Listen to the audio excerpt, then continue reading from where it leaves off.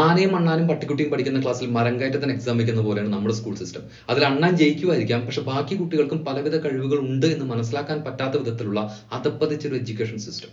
നമ്മുടെ ക്ലാസ് മുറികളിൽ മമ്മൂട്ടിയും മോഹൻലാലും ഉസൈൻ ബോൾട്ടും മെസ്സിയും റൊണാൾഡോയും ഒക്കെ ഇരിപ്പുണ്ട് കുട്ടികളായിട്ട്. ഒന്ന് തെളിയാൻ അവസരം കൊടുത്താൽ ജ്വലിച്ചു വരാൻ ശേഷിയുള്ളവർ. അവരെ പിടിച്ച് A+B² സൈൻ തീറ്റും കോസ് തീറ്റും കോസീക്കും ഒക്കെ പഠിപ്പിച്ചിട്ട് എന്തിനാണ്? ഐസക് ന്യൂട്ടനെ സാക്ഷാൽ ചെമ്പേസ്വാമി ഒന്ന് കർണാട്ടിക് മ്യൂസിക്കിൽ കല്യാണി രാഗം പഠിപ്പിക്കാൻ ശ്രമിച്ചാലും രണ്ടു കൂട്ടരും വെള്ളം കുടിക്കാനാണ് ചാൻസ്. കാരണം അത് അദ്ദേഹത്തിന്റെ ഏരിയ അല്ല. എന്ന് വെച്ച് ന്യൂട്ടൺ കഴിവുകെട്ടവനാ? ഇൻട്രസ്റ്റ് ഇല്ലാത്ത സബ്ജക്ട് പഠിക്കാൻ ശ്രമിക്കുമ്പോൾ മാർക്ക് കുറയുന്നത് സ്വാഭാവികമാണ്. അങ്ങനെ കുറയുമ്പോൾ ആ വിദ്യാർത്ഥി ഏറ്റവും മോശപ്പെട്ടവനായും കഴിവുകെട്ടവനായും മുദ്രകുത്തി അവന്റെ ആത്മവിശ്വാസം മുഴുവൻ തല്ലിക്കെടുത്തി ഒന്നിനും കൊള്ളാത്തവനാക്കി മാറ്റുന്ന അട്ടർ സ്റ്റുപ്പിഡിറ്റിയാണ് ഇന്നത്തെ വിദ്യാഭ്യാസ സമ്പ്രദായം. കുട്ടികളെ ചെറുപ്പത്തിലെ അവരുടെ കഴിവും താല്പര്യവും കണ്ടറിഞ്ഞ് ആ വഴിക്ക് സപ്പോർട്ട് ചെയ്ത് നോക്കൂ. ഭാവിയിൽ ഏറ്റവും സന്തോഷമുള്ള മനുഷ്യരെ കൊണ്ട് നിറയും നമ്മുടെ ചുറ്റും.